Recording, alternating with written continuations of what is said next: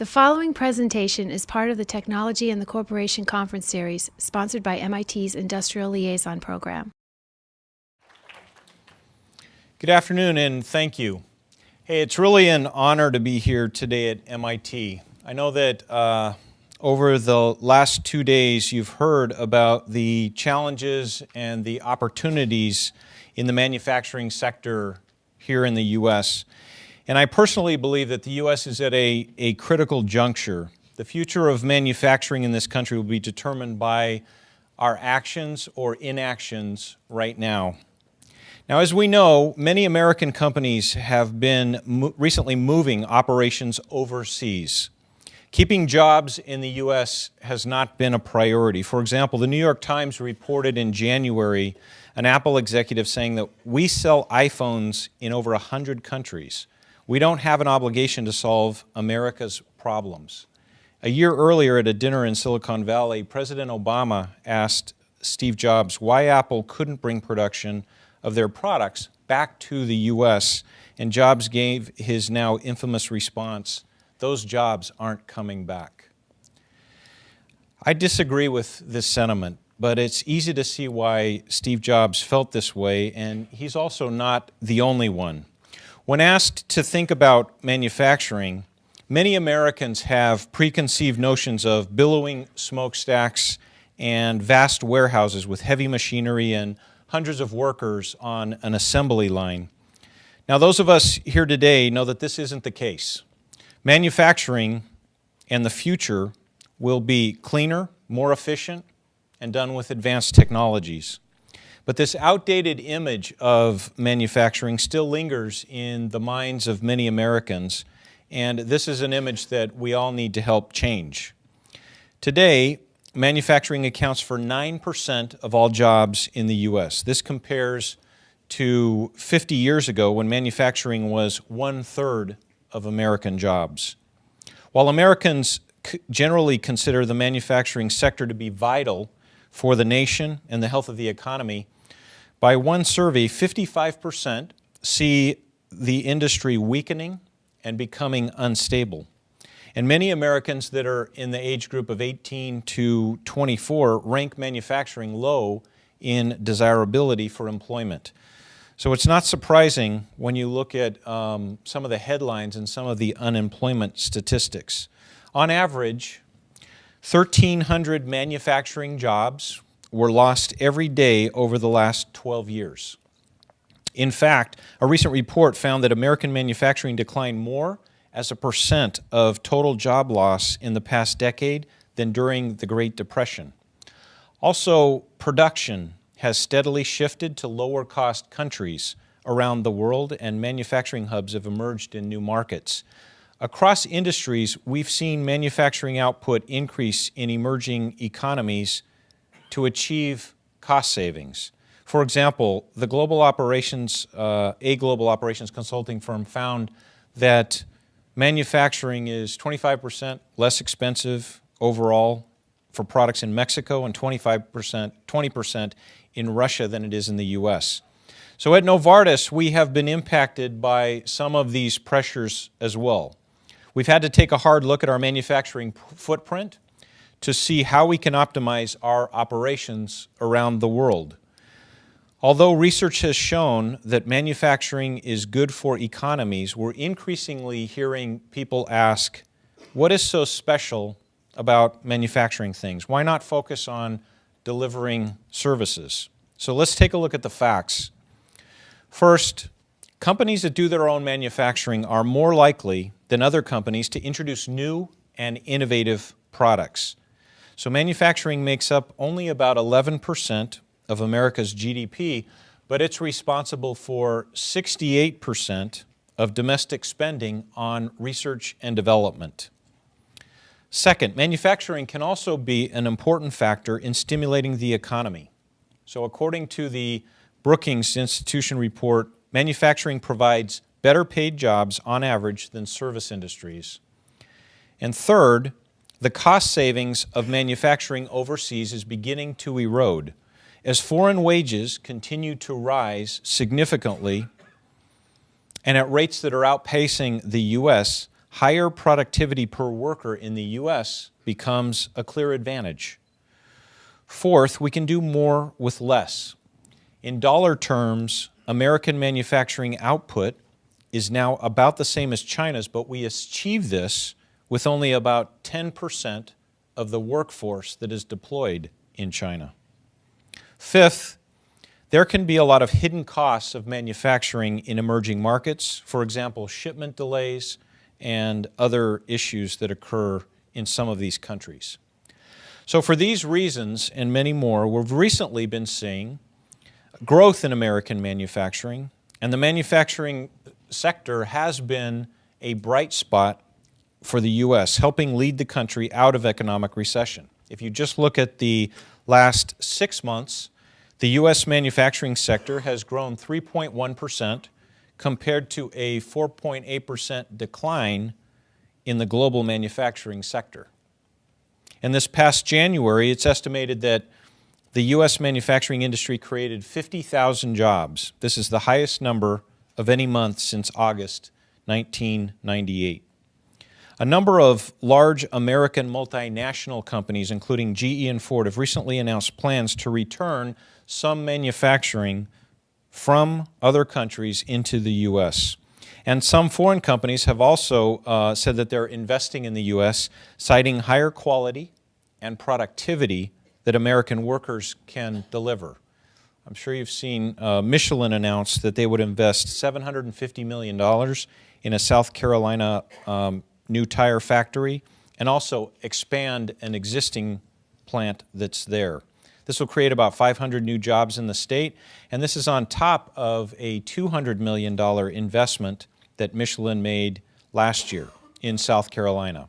Now, when asked about their investment decision, a Michelin executive told the Financial Times, "We have chosen to come to a high-cost labor country because the return to our company is best here." He named high worker productivity and advanced technologies as two of the reasons why they came back. It's clear that economic trends are shifting and new opportunities are emerging for companies who want to invest in the high-quality work that Americans have to offer. So I believe that the U.S. can reclaim its leadership in manufacturing, but only if we act now. These jobs aren't going to return on their own, and I see three clear action areas for the U.S. First, incentives can make a great difference in creating an environment that encourages business to invest for the long term. Second, increased government support for education and training programs for highly skilled workers will increase the attractiveness of the domestic manufacturing sector. And third, the U.S. needs to strengthen its existing competitive lead in manufacturing innovation. Let's first look at how incentives can impact a country's competitiveness in manufacturing. Companies want to invest in an environment that fosters reward and innovation and incentivizes global businesses to invest here in the U.S. This includes having laws and policies that encourage long-term investment and also provide access to highly qualified local talent.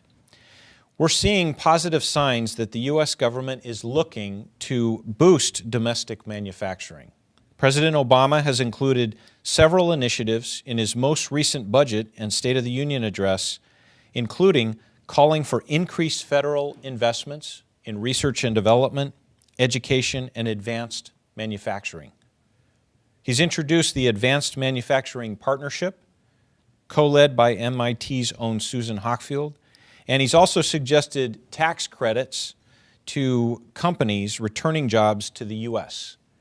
In February, the President announced the Community College to Career Fund, which is an $8 billion investment that would train 2 million workers with skills that lead directly to jobs in high-demand industry, including advanced manufacturing, clean energy, and IT. One innovative example of industry collaborating with government is our influenza vaccine manufacturing facility in Holly Springs, North Carolina. We built this site in partnership with the U.S. Department of Health and Human Services, the Biomedical Advanced Research and Development Authority, BARDA, and the Office of the Assistant Secretary for Preparedness and Response. Our facility in Holly Springs is the first of its kind in the U.S. to develop vaccines using cell cultures rather than chicken eggs. This is a much faster and more efficient process, and the cell culture-based technology gives us better control over the output. This is especially important as it allows us to scale up vaccine production faster in case of a pandemic or some kind of a severe outbreak. A major factor in our decision to invest in Holly Springs was the support of the local government and the large talent pool that we had in the area. We're also working with local government in North Carolina to build a new lab, which is being funded in part by grants from the state of North Carolina to help incent companies to invest locally. Now, earlier this year, we announced the opening of our viral pilot plant and development lab, which increases our capability to advance vaccine candidates through our pipeline. We plan to create 100 new positions of highly skilled talent, and these jobs have good earnings potential. While the average wage may vary at this site, the average salary for these new jobs are about $106,000 a year, excluding benefits. And that's more than double the average annual wage in the county, which is about $43,000 a year. Geographic clusters can also help foster knowledge sharing and innovation. Even when just one company makes an investment, it often stimulates growth and it attracts other companies to do the same. Studies have shown that industries who participate in strong clusters see greater employment growth, higher wages, an increase in establishments, and even more patents. Now, it's also been shown that clusters can increase the strength of other clusters in the region and even help new clusters pop up in other parts of the state, creating really a regional industry. Now, this is something that we've seen right here in Boston.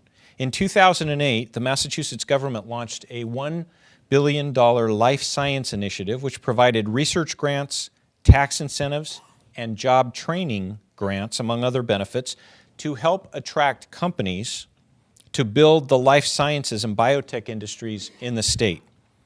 This has been very successful, and the Massachusetts state now is known as one of the world's foremost biotechnology clusters, with outstanding universities and academic research institutions such as MIT here.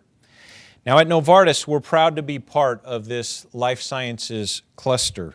Our global research organization, which is the Novartis Institute of Biomedical Research, otherwise known as NIBR, is headquartered right here in Cambridge. NIBR has 6,000 scientists and physicians around the world, and they're focused on discovering new and innovative medicines that can transform the practice of medicine. Cambridge is one of 3 main research hubs for us, and we are one of the largest employers in Massachusetts. We see a lot of benefit from being here with collaborations and the highly skilled talent pool. Second, continuing to invest in education and training of highly skilled workers is going to be critical to ensuring a strong future for manufacturing in America. Advanced manufacturing has historically been an important engine for job creation, yet we're seeing many highly skilled jobs left unfilled because workers don't have the required education or experience for those jobs. This was a big topic at the World Economic Forum in Davos this past January, and I heard from many CEOs that they are having a hard time filling highly skilled jobs in the U.S. due to some lack of training or education. Just take a look at these numbers. A Deloitte study reported that 600,000 manufacturing jobs are currently left unfilled in the U.S. and this shortage of skilled workers is expected to worsen in the short term. The same Deloitte study found that 83% of American manufacturing companies are reporting a moderate to serious shortage of skilled workers, and 69% of companies expect this skill gap to expand in the coming years. U.S. government funding of their primary training program for dislocated workers has dropped by about 18% since 2006, even though there are 6 million more people looking for jobs today. Now, over the last several years, there have been a trend of multinational companies cutting back on training programs. MIT's own Suzanne Berger, who is one of the leaders in Production in Innovation Economy Project, recently told The Economist that apprenticeships may well be dead. Companies need to invest in training programs to help fill the gap and build a strong talent pool in the U.S. This is one way that we can help make manufacturing an attractive industry for young talent and also provide workers with hands-on experience that they need for skill-intensive jobs. We're addressing this at Novartis by partnering with top universities across the U.S. and around the world to train young talent and to build a future pool for highly skilled positions. For example, right here at MIT, we are proud to be a partner company with the Leaders of Global Operations, the LGO program. And as part of this initiative, students with job experience complete a dual master's program in engineering and business, and they participate in a 6-month internship with a partner company. Novartis also participates in the MIT Practice School, in which 10 to 15 undergraduates come to Novartis, one of our locations, for a 3-month internship, and they participate in key manufacturing or technical development programs. Also at Holly Springs, our manufacturing site for vaccines that I just talked about, we work with the North Carolina State University Biomanufacturing Training and Education Center to provide training and experience in the biopharmaceutical sector. Now finally, building America's leadership in innovation is critical, and it's an opportunity for growth as we see it. New technologies allow us to achieve higher output and lower input costs, and advanced lean manufacturing processes can improve our own efficiency and productivity.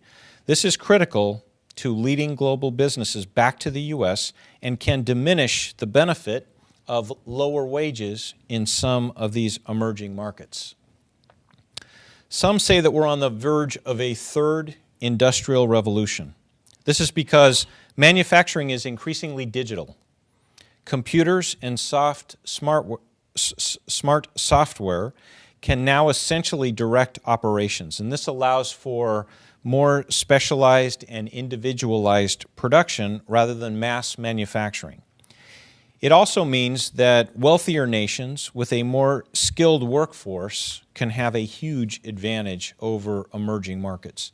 For example, nanotechnology has the potential to change the way that drugs are developed and manufactured today. Looking to the future, it may be possible to manufacturing new therapeutic substances that carry information on their surfaces. This can be used to direct them to particular cells in the body that could be valuable in treating disease such as cancer, which we know have unique cell structures and genetic pathways. These also can help us deliver specialized treatments to those patients who are more likely to respond to the therapy, which is essential in improving patient outcomes, overall patient outcomes. As CEO of Novartis, I can tell you firsthand that leaner and faster manufacturing is key. We're always looking for ways to innovate and to get our treatments from our labs and our production facilities into the hands of patients faster. That's why we've partnered with MIT, a world leader in technology and innovation, and a university with a long history of transforming the way that the world works. For the past 5 years, Novartis has been working with MIT to develop a continuous manufacturing process for pharmaceuticals. Together with about 15 MIT professors and 60 PhD and postdocs, we have been striving to completely transform the way that drugs are made around the world. Pharmaceutical production has traditionally been very long and a very segmented process done in batches. And our vision with MIT is to transform production into a truly nonstop, end-to-end, continuous process. This new method relies on a combination of chemistry and engineering, speeding up some processes and slowing down others to make them work together to create more output at a higher quality and to do it much more quickly. So by eliminating all of the starts and stops in the manufacturing process, continuous manufacturing of pharmaceuticals could cut the time from development to market entry in half. This seamless production cycle also takes out a lot of the independent steps, including intermediary storage and shipping, where issues with quality and inefficiency can occur.